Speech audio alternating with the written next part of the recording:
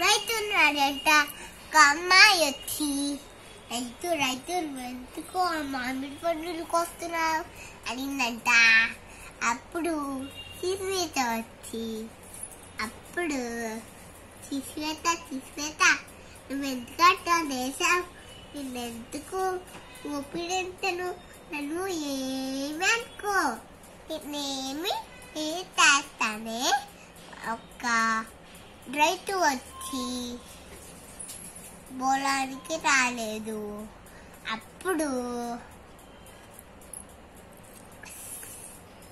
ఏమొచ్చిందంటే ఒక టైగర్ వచ్చింది.